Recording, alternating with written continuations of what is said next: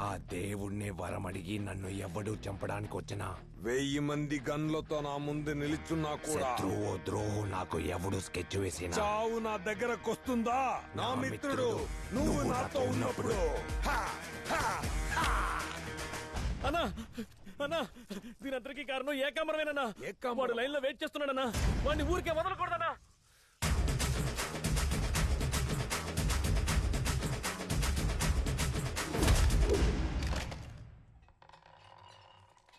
Hello Ekambaram, యాంటనీని చంపడానికి కత్తి పంపించు. కత్తికి రక్తం అంటుకుంటుంది. యాంటనీని చంపడానికి గన్ను పంపించు. బుల్లెట్ చెదురుంటుంది. కానీ నువ్వు పంపించిన మనుషులు ప్రాణాలు తీసి వాళ్ళ శవాలను తిరిగి నీకే పంపిస్తాడురా ఈ యాంటనీ.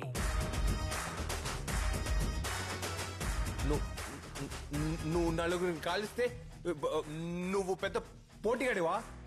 పోలీసులు నీ కొనేస్తే దేవుడైన వాడు ఉన్నాడు రా, తెలుసుగా. నేను అక్కడికి వచ్చాను.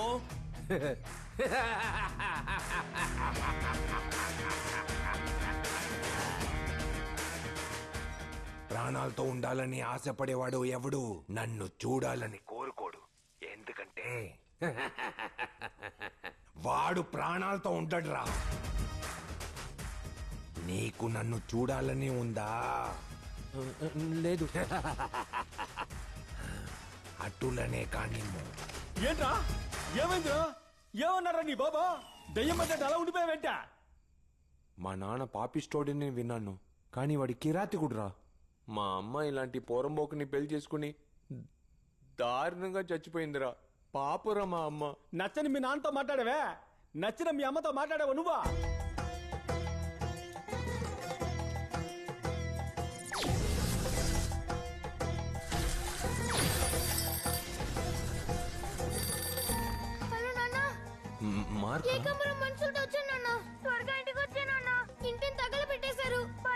ఏడవకురా.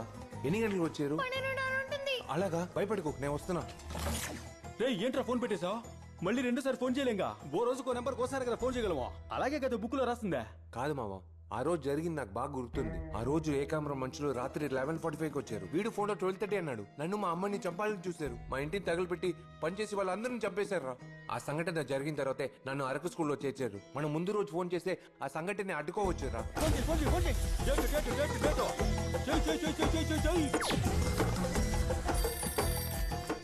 హలో, నేను చెప్పేది ఎందుకు ఏంటి అని అడగకుండా అలాగే చెయ్యి. మీరు చెప్పింది నేనెందుకు చేయాలి? మీరెవరు? మార్క్, నేను చెప్పేది బాగా విను. ఇంకాసేపట్లో నిన్ను మన అమ్మని చంపడానికి వస్తారు. అమ్మా! రే, అమ్మని పిలవకు. అమ్మ మనకి ముఖ్యమా కాదా? మన అమ్మ ప్రాణాలు కాపాడడానికి నువ్వేమైనా చేస్తావు కదా. ఇప్పుడు మా అమ్మని కాపాడుకోవడానికి ఏం చేయాలి? మార్క్, నేను చెప్పేది బాగా విను. మన ఇంటిని తగలబెట్టడానికి ఏకాంబరం మనుషులు కారులో వస్తారు. మన ఇంట్లో ఉన్న కెరోసిన్ క్యాన్ ని తీసుకుని సైకిల్ కట్టుకో. క్యాన్ కి చిల్లు పెట్టి ఇంటి చుట్టూ తిరిగిరా. ఇప్పుడు అంటించురా.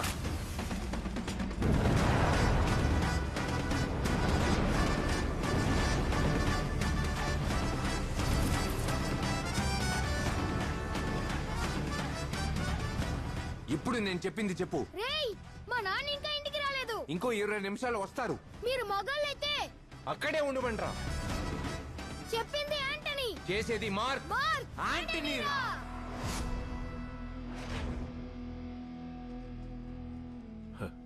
మార్క్ చైల్డ్ అనుకుంటే వైల్డ్ గా ఉన్నాడు. అమ్మా!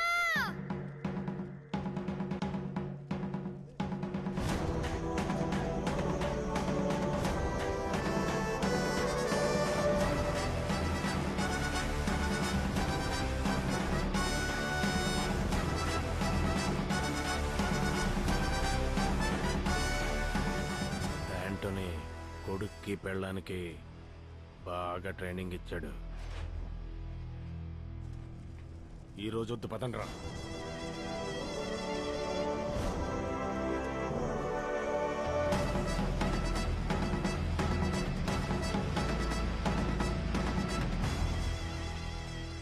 అన్నా చాలా థ్యాంక్స్ అన్నా, నేను అమ్మని కాపాడేశానన్నా.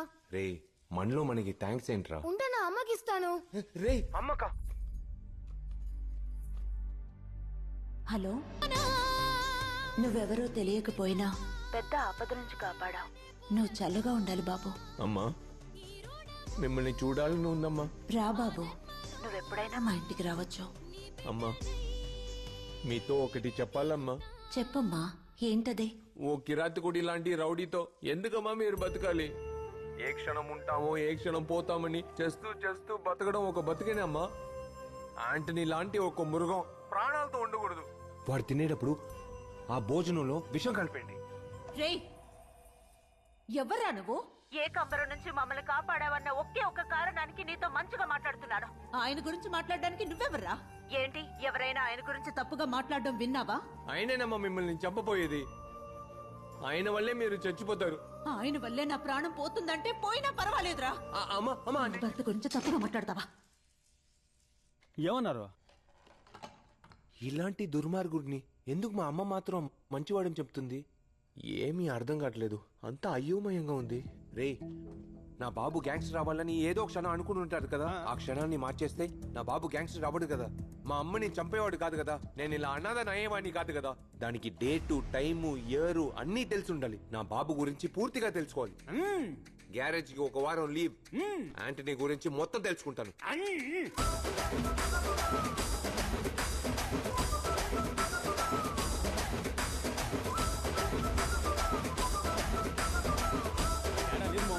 రే, నా బాబురా 3 హత్యలు చేశాడు. ఏమనుకుంటున్నావు నీ గురించి? నువ్వు పెద్ద త్యాగమని ఫీలింగా?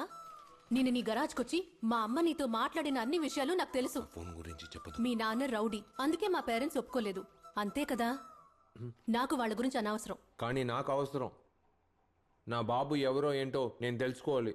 సరేరా, అంకుల్ గురించి ఇద్దరం కలిసి తెలుసుకుందాం. ఆంటనియా, వాడు అసలు మంచిదేనా? వాడు నెంబర్ 1 వ్యభిచార బ్రోకర్ సార్. ఆ యాంటోనీ గడు కిరాతకుడు.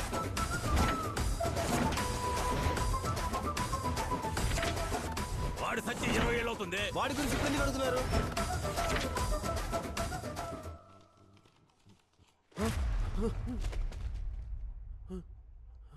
యాంటనీ, ఎరా నా కొడక, ఎలా ఉన్నావురా? ఎరా రాక్షసుడా, మా అమ్మని చంపినట్టు నన్ను చంపేసి ఉండొచ్చు కదరా. అవును మైసన్, అప్పుడు తప్పించుకున్నావు. ఇప్పుడు coming coming coming coming.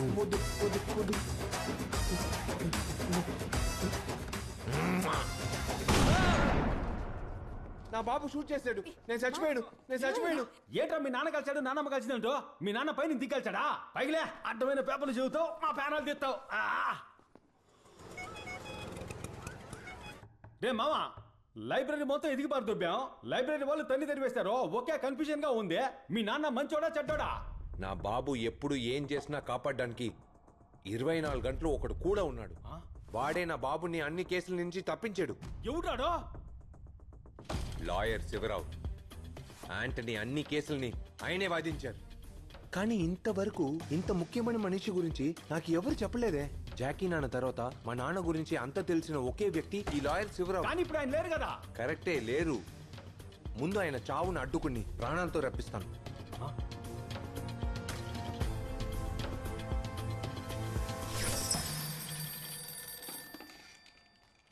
Hello sir, నేను ఎవరో ఏంటో అడగొద్దు. నేను చెప్పేది మాత్రం వినండి సార్. ఏయ్, ఎవరయ్యా నువ్వు? పనిలో ఉన్నప్పుడు ఫోన్ చేసి డిస్టర్బ్ చేస్తున్నావు. ఫోన్ పెట్టే. సార్, నేను 1995 నుంచి టైం ట్రావెల్ చేయగలిగే ఫోన్ నుంచి మాట్లాడుతున్నాను సార్. సార్, మీ లైఫ్ లో నెక్స్ట్ 6 నెలలు జరగబోయే ఒక్క విషయం గురించి మీకు చెప్తాను సార్. 1965 ఫిబ్రవరి 28 అడ్వకేట్ జనరల్ గా మీకు ప్రమోషన్ వస్తుంది. ఆగస్ట్ 25 యాంటనీ కోసం మీరు ఫస్ట్ కేసు వాదిస్తారు సార్. ఆయన కోసం మీరు వాదించే 17 కేసుల్లోనూ గెలుస్తారు సార్. సరే 1975 డిసెంబర్ 31వ తారీఖు యాంటనీ చచ్చిపోతారు సార్. యాంటనీ చచ్చిపోతాడా? ఏంటయ్యా టైం ట్రావెల్ అంటున్నావు, ఫ్యూచర్ అంటున్నావు, నువ్వు చెప్పేది ఏది నమ్మలేకపోతున్నానయ్యా. ఇప్పుడు నేను చెప్పింది ఏది మీరు నమ్మరు సార్, కానీ నేను చెప్పిన ఒక్కో విషయం జరిగే కొద్దీ మీరు నమ్ముతారు సార్. యాంటనీ చచ్చిపోయాక మీరు నన్ను పూర్తిగా నమ్ముతారు సార్. 1976 జనవరి 3వ తారీఖు ఏకాంబరం మీకు స్కెచ్ వేస్తాడు సార్.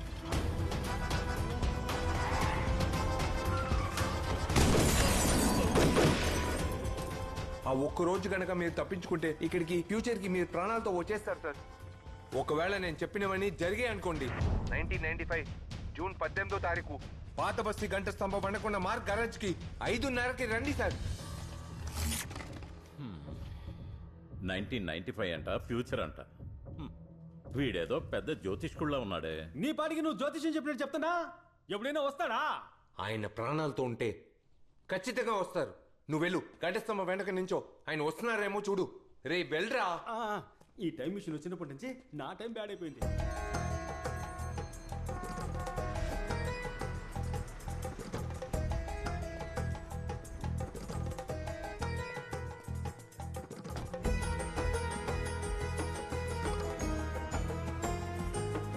మార్క్ గ్యారేజ్, పాత బస్తీ.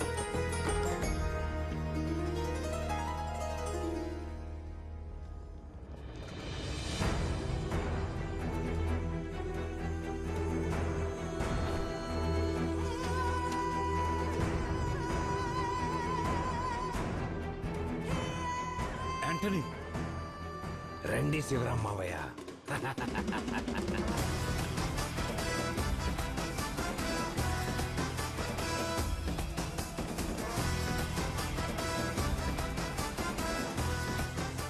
శివరాం సార్. యాంటనీ కాదు, నేను మార్క్. 20 నిమిషాల ముందు ఈ ఫోన్ ద్వారా మాట్లాడి నేనే రప్పించాను. నువ్వేమంటున్నావు? మార్క్ అంటే యాంటనీ వాళ్ళ అబ్బాయి మార్క్వా? కట్టుకున్న పెళ్ళామని కూడా చూడకుండా మా అమ్మని చంపాడే ఆ పాపిస్టోడి కొడుకునే సార్ నేను. తన స్వార్థం కోసం ఒక ఊరినే రౌడీ మూకగా మార్చాడే ఆ రౌడీ కొడుకునే సార్ నేను. ఏయ్!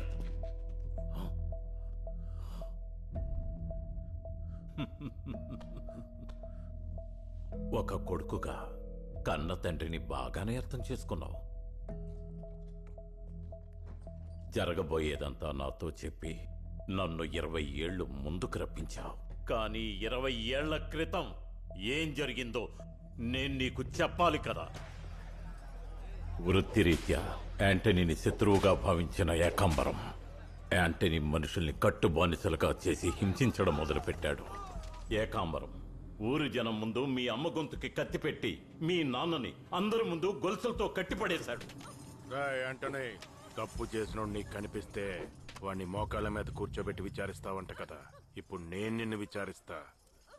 మోకాళ్ళ మీద కూర్చోరా, లేదంటే నీ పెళ్ళాన్ని చంపేస్తా.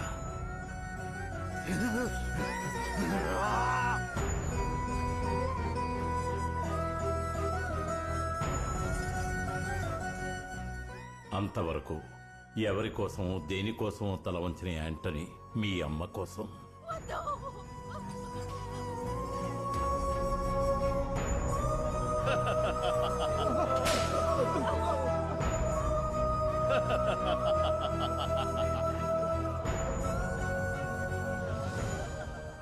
నీ పెళ్ళాన్ని ఎత్తుకొచ్చినందుకే మోకాళ్ళ మీద కూర్చున్నావంటే, నీ కొడుకు మార్కుని ఎత్తుకొచ్చుంటే నా కాళ్ళు పట్టుకుని నాకే వాడేవు కదా. అన్నా, జాకీ ఎక్కడున్నారో తెలిసింది. వీడి కథను మీరు ముగించేయండి రా. ఒకవైపు మీ అమ్మ గొంతుకి కత్తి పెట్టారు, ఇంకోవైపు మీ నాన్నని చంపడానికి సిద్ధమైపోయారు. మా నాన్న ఏం చేశారు అప్పుడు?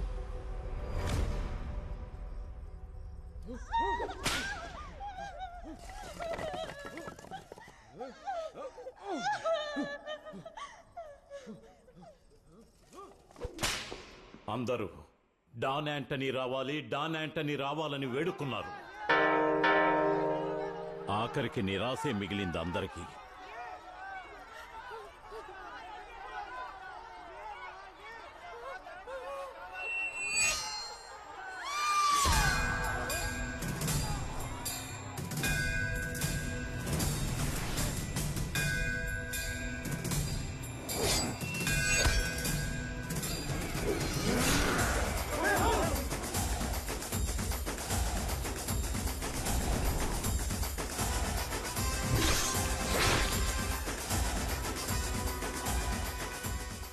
ఆ రోజు యాంటనీ రాలేదు.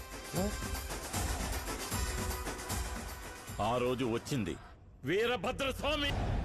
నీ తల్లి ప్రాణాలు కాపాడడానికి ఏకాంబరం ముందు మోకరిల్లిన వాడురా మీ నాన్న. అలాంటి వాడు మీ అమ్మను చంపుంటాడనుకుంటున్నావా? కలకత్తాకి, బాంబేకి ఆడపిల్లలను నమ్మడం హైదరాబాద్ లో ఎక్కువయ్యింది. అలాంటి హైదరాబాద్ లో యాంటనీ ఉన్న ఏరియాలో అమ్మాయిలందరూ సేఫ్ గా ఉంటారనే నమ్మకం వచ్చింది. జరిగింది 4 గోడల మధ్య ఉంటుంది. ఈ మేలు మర్చిపోలేవన్నయ్య. మీరందరూ భయపడకుండా వెళ్ళండి. మాతో ఉన్న వేదవల్లిని ఆ ఎమ్మెల్యే ఎత్తుకుపోయాడు.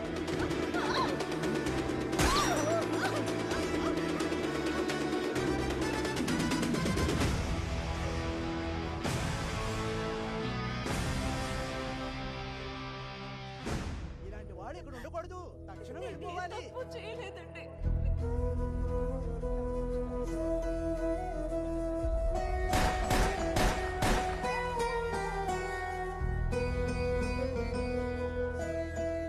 యాంటనీ రౌడీయే, కానీ ఊళ్ళో అందరికీ మంచి చేశాడు. మావా, మన గన్ ఫ్యాక్టరీకి బాంబే నుంచి 7.5 lakhs కి ఆర్డర్ వచ్చింది.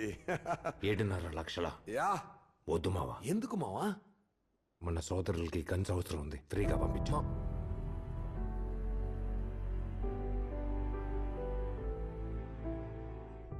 పుట్టినప్పుడు చలనం లేని నిన్ను చనిపోయావని మంత్రసాని యాంటనీ చేతుల్లో పెట్టింది. ఆ రోజే మొదటిసారి యాంటనీ ఏడ్చాడు. అయ్యో, వెళ్ళిపోకరా, వదిలి వెళ్ళిపోకరా. ఏ బిడ్డైనా తల్లి ఏడుపుతో పుడుతుంది, కానీ నువ్వు మీ నాన్న ఏడుపుతో పుట్టావురా.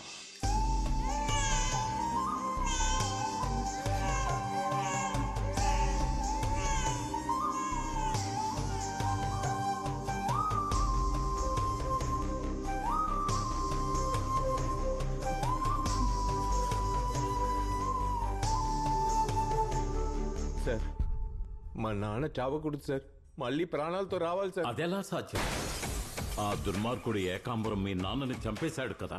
సార్ సార్ సార్, ఈ ఫోన్ ద్వారానే చనిపోయిన మిమ్మల్ని మళ్ళీ ప్రాణాలతో రప్పించాను సార్. 1975 December 31st క్లబ్లోనే కదా ఏకాంబరం మా నాన్నని చంపాడు. మా నాన్నని ఇప్పుడు క్లబ్కు వెళ్లకుండా అడ్డుకుంటే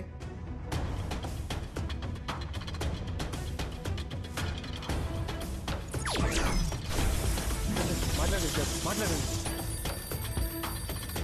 సార్. సార్ భయపడకండి, ఫస్ట్ టైం ఎగురుతారు. ఏంటది? Sir sir sir. హలో, శివరావుని మాట్లాడుతున్నాను. చెప్పండి మావయ్య. యాంటనీ, ఈ ఒక్కరోజు నువ్వు బయటకెళ్లతో ఇంట్లోనే ఉండు. ఏం మావయ్య? క్లబ్ లో నిన్ను లేపేయడానికి స్కెచ్ చేశారు. స్కెచ్చా? అవునంటనీ.